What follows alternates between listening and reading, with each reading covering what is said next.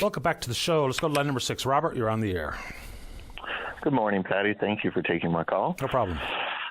I'd just like to talk about the wind energy proposals and the concept of social licensing. I'm just wondering, do you have any further information on what that implies or relies on? Well, it's a pretty broad definition associated with social license. If someone wants to break it down to first past the post, 50% plus one, I don't think that's necessarily a fair definition of something as large as a social license. What do you think? No, I don't agree with that at all. It seems to me, I've been doing a lot of research on this since I've been calling in a few times and trying to get as informed as I can, which I implore everybody else to try and become educated on the facts outside of just the media and the news networks. But in my research, I can see during conversations and contact now that Evrec is finally responding to our concerns after 3 months, they seem to be using the initial letters of support that were signed by the municipalities as their social license, which to me, those letters of support, as I mentioned before, appear to be signed under duress, I would say. Why do you say that? Community out here. Well, like, for example, out in our community out here, we brought our concerns forward to our municipality, and their conversation with us, and they actually issued a letter. Sorry, let me just go on speakerphone, so if I start breaking up for a second, that's why. Speaker's not great. No, I just want to read an outtake, and then I'll come right back on again. It said here that in this letter that they issued, there's a lot more in it, but I'm just going to read a few highlights. It says, we were also told that the project was a done deal, and we would be informed of the progress and developments going forward or pertaining to the project.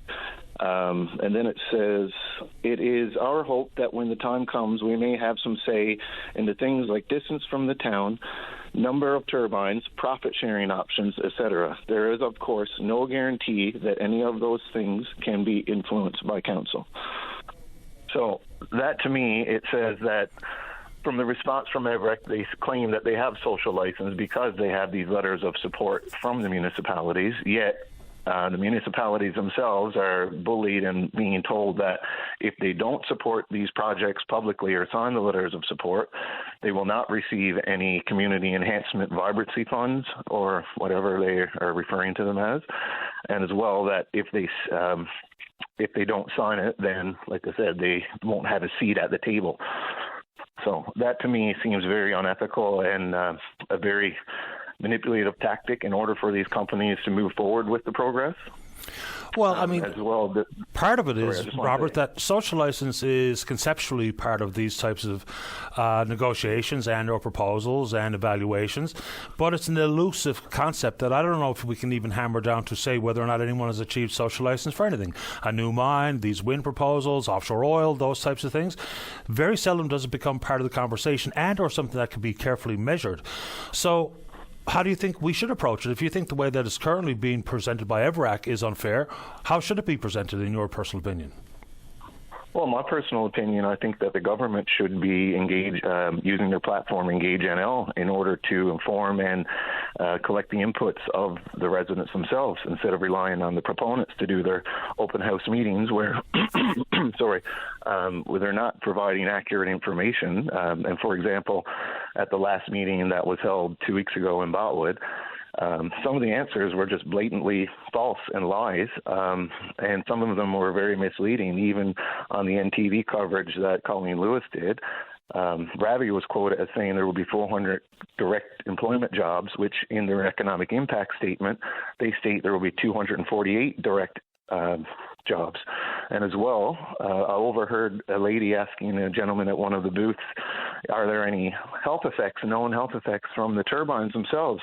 And he said no, which is proven to be incorrect because of vibroacoustic disease, which has been determined can be resulted from the operation of these wind turbines, which I think I've mentioned before. And as well, the representative at the Strum booth, the Strum Environmental or Strum Consulting, the lady there said that they won't have any water treatment facilities on site, which to me is just absurd, as I've been through the World Energy GH2 environmental assessment submission, and that one states that there will be water treatment, and I don't understand how you can use 11 billion liters a day, or 11 million liters a day, without removing the trace minerals. And for an example of that, you can just imagine your coffee pot or your coffee maker and all the scaling that builds up in that just using the tap water. So if you have 11 million liters a day going through an electrolyzer unfiltered, then you're going to have massive scaling build up on these electrolyzers. And another thing that was misinformed at the meeting from Strum was the same lady told me that they can absolutely determine the number of bats using their sonar and radar equipment, which was contradicted by the environmental scientist that was with the Halapu booth. And again, it contradicts the information that I received from my request at World Energy GH2 that was answered by Stantec. And they stated that because of the radar systems, it's impossible to know if the same bat or bird flies by 20 times or if it's 20 different bats flying by. So the misinformation and the incorrect answers from this last public meeting was just mind-blowing. It appears that they're just trying to answer the questions just to get the approvals process completed, and they don't seem to be knowledgeable of what they're actually presenting or consistent in the information that they're presenting at all. Fair enough. I suppose I'm having a hard time getting past the social license business, because that's been one of the key arguments being made on the Port Peninsula.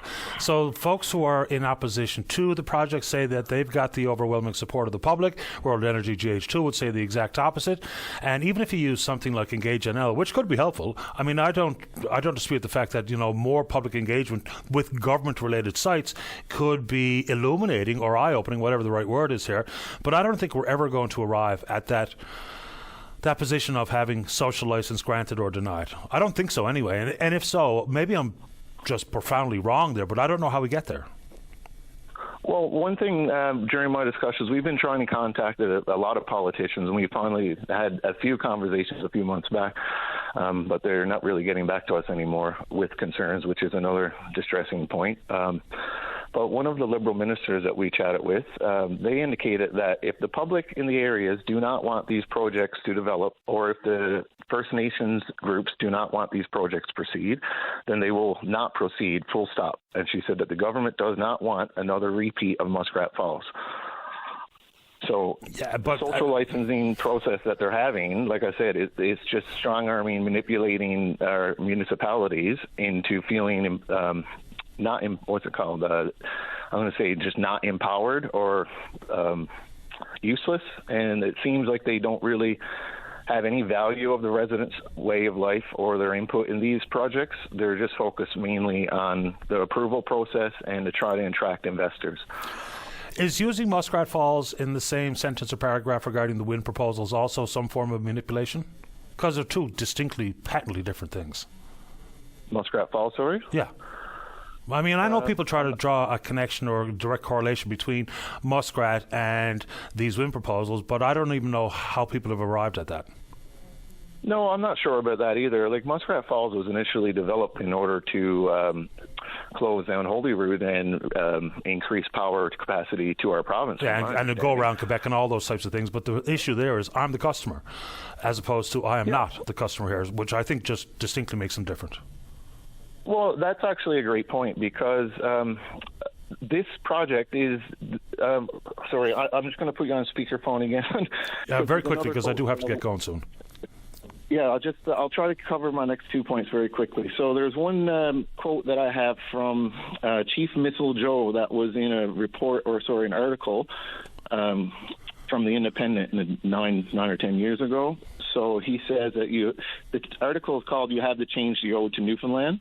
So I'm just going to read one little paragraph that he has. And this is from Chief Missile Joe himself. It said, "The government will not stop doing what it's doing because they know all they have to do is talk about jobs, the economy, bringing people home from the oil patch in Alberta.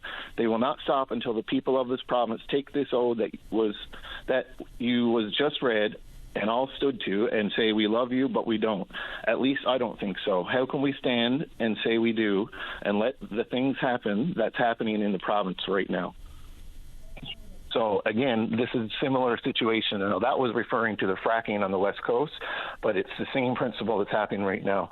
And I also want to add that because this is a 100% export economy, it really feels like it's not going to benefit the residents of Newfoundland at all, in my opinion, and it really is another example of the poor leadership throughout the history of Newfoundland over the last 75 to 90 years since Britain took away our independence, which is all covered in a fantastic book by Greg Malone, Don't Tell the Newfoundlanders. And if you don't have time to read that book, you can just go on YouTube and watch an interview that was done by him when you want to read him, and it'll give you more perspective on the whole system. But basically, it appears to me that the Canadian government and our provincial government are working together to keep Newfoundlanders as typically a banana republic, I'll call it. So you can search that on Wikipedia as well. But this is of our own doing. There's no one doing this to us. We're doing it to ourselves, if that's the way. Well, that's right. And the problem with that is that in order for these grand policy schemes to take place, you do need local participation. And as an example, we have Joey Smallwood was here, and he's the one who was forcing or trying to convince people that Confederation was a good thing for Newfoundland. But now we have a Premier Fury who's going around announcing, saying that this is going to be beneficial for Newfoundland. There may be some people that will benefit, and those will be the people that are the higher-ups and the elites, similar to what's happening in the fishery as well. So everything that's happening in Newfoundland, it just keeps going back to it doesn't seem to be benefiting the people. Okay, so I will add to the whole concept that we're doing it to ourselves, whether or not that's the right way to put it or not, irrelevant. The government of Canada is also involved because some of the tax subsidies for so-called green technologies, green energy, alternative sources is part of this conversation, and it will be a huge part of the final investment decision. Robert, anything else very quick, because I really do have to go. Yeah, so one more thing. I just want to make sure that everybody can go out and look online, read some information, get intelligently informed about the facts, look into the history of the hydrogen companies, and two big ones to look into in their financial histories would be Ballard Power and Nikola Motors. So those two companies were billions of dollars, and now they're basically worth nothing because the whole concept of using hydrogen as a replacement for fossil gas is just not feasible. And the economies in the past have proven it over the 20 years and the last 5 years with Nikola Motors. So appreciate the time, Robert. Thank you. Thank you very much, and you have a great day. You too. Bye-bye.